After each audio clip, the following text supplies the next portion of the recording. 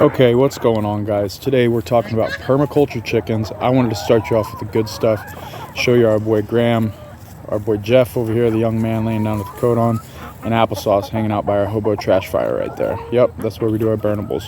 But this video is about permaculture chickens, so let's get into it.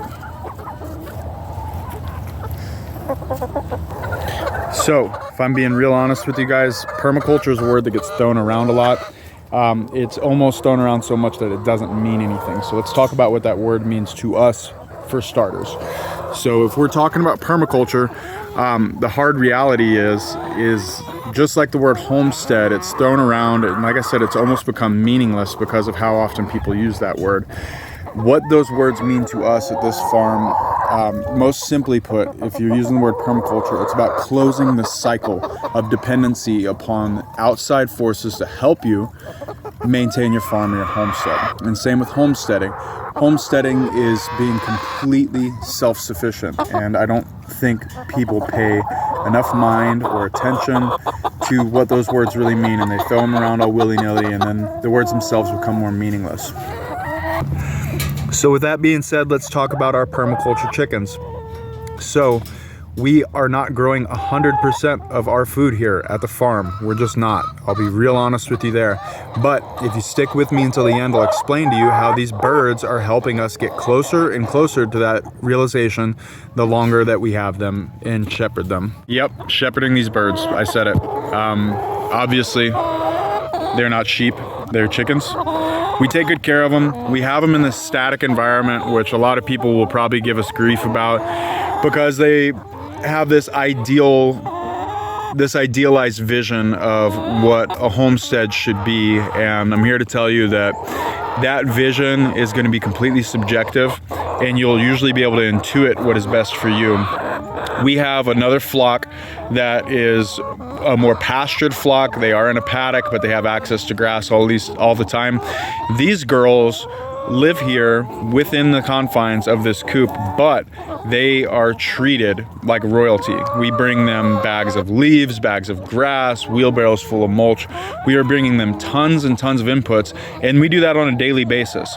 And part of the reason that this is part of our permaculture chicken playlist, so the very first episode, is because these girls are helping us close the cycle by eliminating our need to buy inputs from outside the farm.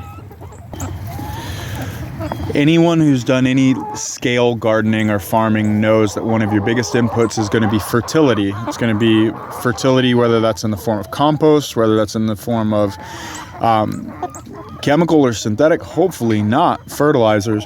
But these girls are helping us because we are raising the level of this enclosure that they're in. They are constantly kicking it and turning it and breaking it down and turning it into a medium fine grade compost for us.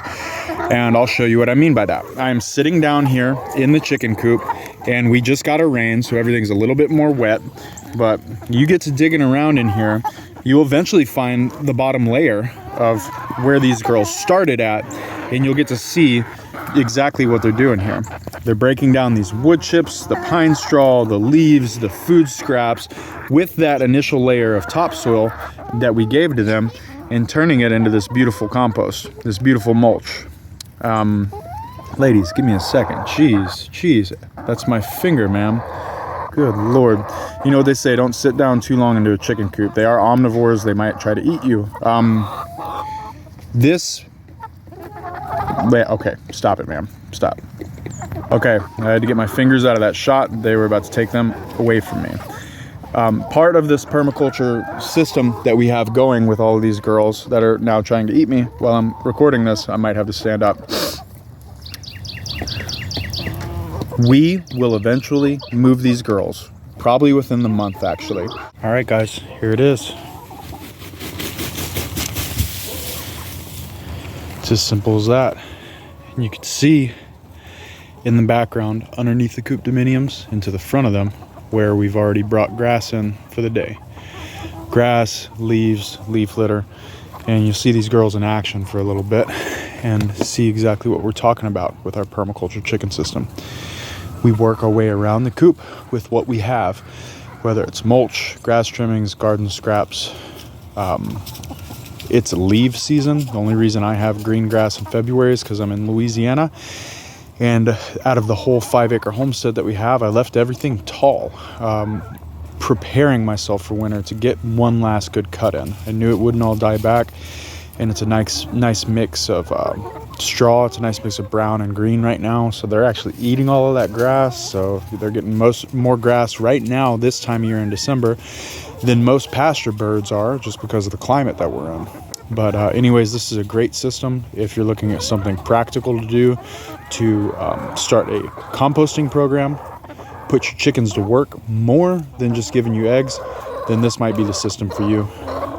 The way that we consider this permaculture, even though we're not feeding these girls 100% off of our farm and off of our garden, we're getting a little bit closer because of the inputs that they're giving us. And when we move these girls, we're going to take all of this amazing compost and mulch out of this system, use it to produce more food for our family, for our community, for these birds as well. And then we are going to direct seed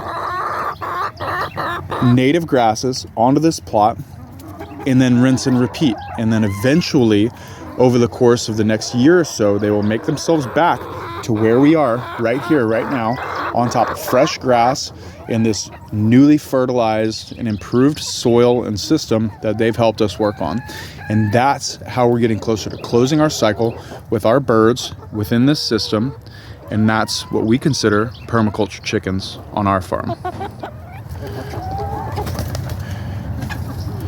This will be the first in a series of videos on permaculture composting, permaculture chickens, and we will keep you guys tuned in as we continue on this path. Hope you guys enjoyed this.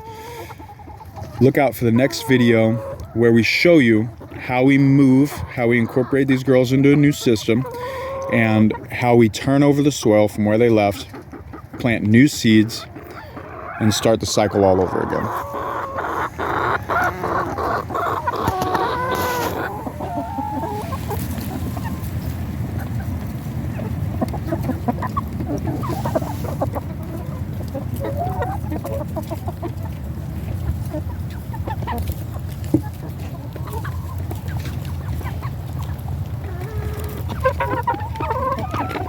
Yeah, the longer you shepherd chickens, that's what I said.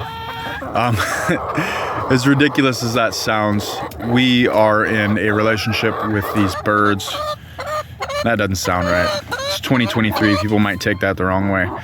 We love these birds, we care for them greatly. We have them here in a static enclosure, which a lot of people will probably give us heck about, but this static enclosure benefits them and it benefits us